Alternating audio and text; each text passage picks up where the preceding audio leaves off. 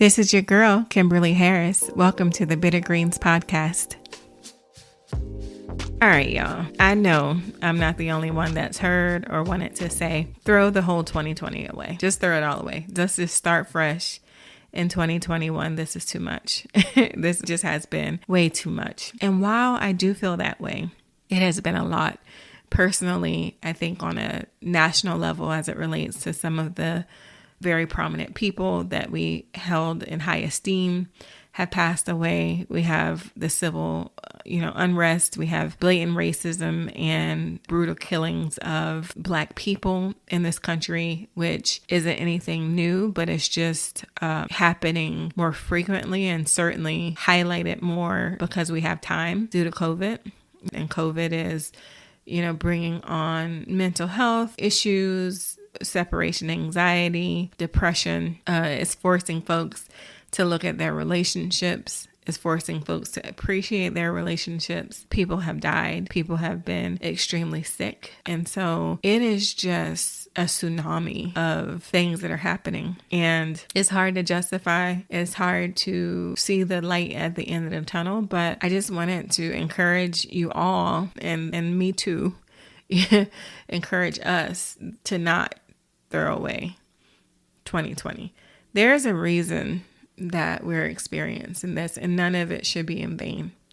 We take the time to figure out and dig deep, look inward, look outward as well. How can we be better people, and how can us being better and growing have a positive impact on the collective? How do we extinguish a fire that has been perpetuated by our leadership? How is it that we don't look at someone who doesn't look like us and blame them without knowing if they in fact are on our team or not? And what I mean by that is a stereotype. Let's not even sugarcoat it. It's like, oh, I'm mad at everybody that looks this way, whether you're white and it be Black, or whether you're Black and it's white, whether you're a Democrat and it's against Republicans and vice versa. It's like, how do we let go of party affiliation for the greater good? And party affiliation, I mean, whatever the group is, Christianity versus Muslim, or, whatever the subcategory that places us with a group, with a label to be opposed to something else. That is a detriment. That fuels the fire. That puts us at odds, even when we're not intending to be. I'm a ex fill in the blank NBA fan, and you are a Y NBA fan, and we are at odds. I don't support the NFL anymore, so we're not even going to go there about my team and what it used to be. But we're always on the opposing team. How can we look at it differently? How can we come together despite the party or the group or the affiliation that we're in and be without walls? That is the key. We can't allow this us versus them mentality in all situations win. How do we get a handle on that? I was sitting downstairs. I was sitting looking out the window at my back patio. And the window that I was looking from, I don't sit there often, but I noticed that there was a plant that's usually green. It had bloomed. I was like, I didn't know that actually was a plant that bloomed into what I later discovered was Veronica. It's this purple flower that this plant blooms into. And it's funny because as we do decide to evolve and to grow, when you see yourself react in a different way, it's like discovering that you've bloomed for the first time. Like, look at me. Look at that. Look at that growth. Look at that growth. Because any other time I would have done whatever it is that you would have done. And I'm guilty because sometimes I'm like, this I'm taking the high road, honey, and you know what? Because I'm taking the high road, you don't even know that you're on the low road. And that's fine. That is very fine. And I'm happy with it. But trust, okay? Because I can go there. Don't get it twisted. But I think that is so necessary, as we grow and sort of break these chains and barriers that has been a part of American history for more than 400 years. There's a quote by Zora Neal Hurston, and it says, "There are years that ask questions and years that answer." And so I'm not quite sure if this is the year that asks the question or answers. On a personal level, I think it's a year that's done both. Collectively, it could be the same. But none of the years are meant to be thrown away. All of them have a purpose. None of this is in vain. How do we dig a little deeper and see on the individual level, what is it that I can contribute? And collectively, where can I step my game up? And so I think it's important for us to look at that. There is this, here I go, there is a reggae song, and I think it's called Ghetto Story, but I always call it Survival Story because like the hook is like, "This is a survival story. This is my story." And then like in the middle, he says it's a ghetto story. But I like the survival story part and the my story part. And that's why I'm sharing it. And his story was it was a pretty tough story. But the beauty in it is that it was survival. And I think that all the years, before 2020 even, we've all had years of survival through something, right? Through whatever it was, through the loss of a parent, through starting our business, through growing, through not cussing you out, because usually I would, through, finishing school, having a family, starting a family, getting married. I mean, all the things, right? So we survived all the things 100% of the time because we're here. We are here. What is 2020 sharing? That is going to be a part of our survival story, but have us better or leave us better on the other side, individually and collectively. That brings me to, just being super sad about, someone that I did not know, but had a great impact on a large number of people, and that's Chadwick Boseman. I think the most powerful thing, and of course I was totally a fan of Black Panther, not even being like a Marvel fan, or that's typically not my jam. I could skip it. Give me a rom-com, give me, some action or, whatever. But loved Black Panther, loved all of the other work that he's done. But I think the thing that touched me the most is it seemed to be, he was a good person.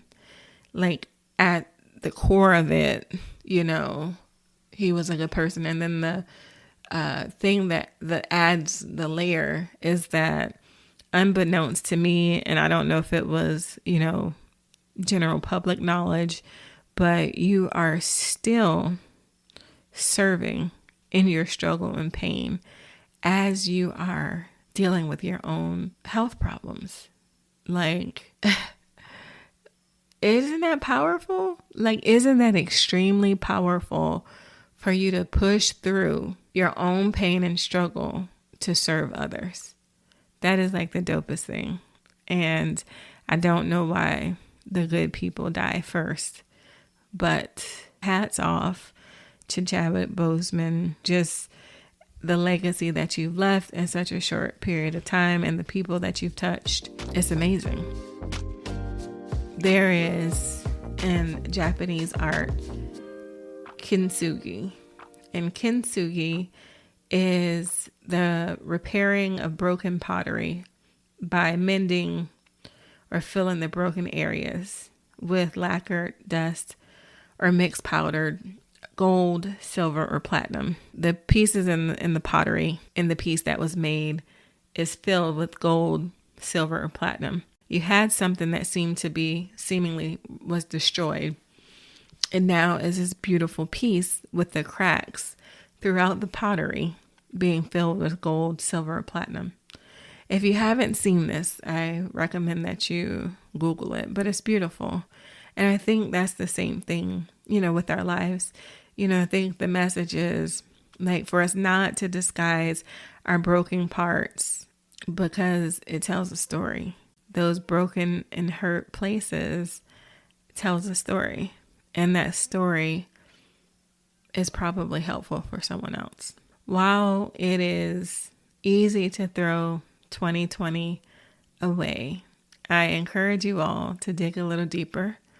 I encourage you all to see what your purpose is, and what it is that you're supposed to be doing, or the lesson that's meant to be learned in this storm.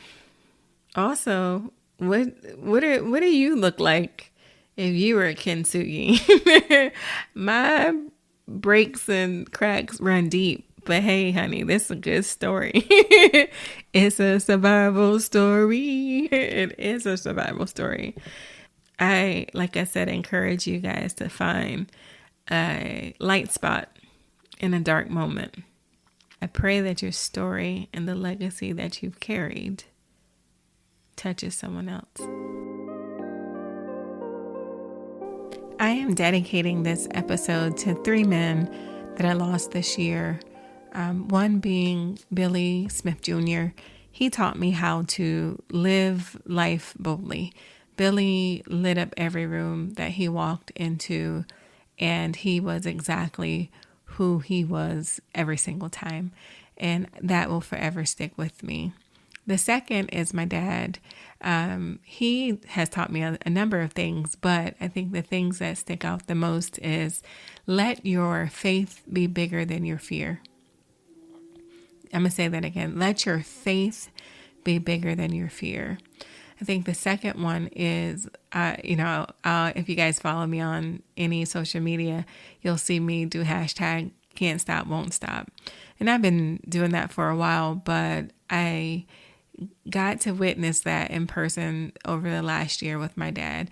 He literally does not or did not have a give up bone in his body. And it's like push it to the limit every single time for whatever it is that you want. That would be, the second thing. Can't stop, won't stop. The third would be don't take no for an answer. If you want something, ask until you get it. And if you can't get it through asking, blaze your own trail. With Billy and my dad, those are things that I tell myself over and over again in terms of just how they live their life if I ever need a reminder. And then the third person is Barry Brittingham Jr. Bug is what we called him. Bug taught me the value of staying connected with your family and your friends. And it wasn't maybe him teaching me, but it was a reminder. And I just want to share that with you guys so that you live life boldly. You don't take no for an answer. Can't stop, won't stop on any of the goals and dreams that you have, even in a season like 2020. And I encourage you to stay connected. And if there's somebody that you're not connected to, that you know that you should be, I challenge you to reach out. If you like this episode or the podcast in general, please follow me on Spotify. Just click the follow button on Spotify. If you are on iTunes, you can subscribe on iTunes. There's also a link that will connect you to my podcast website. Now, go win the day. Don't let the day win you.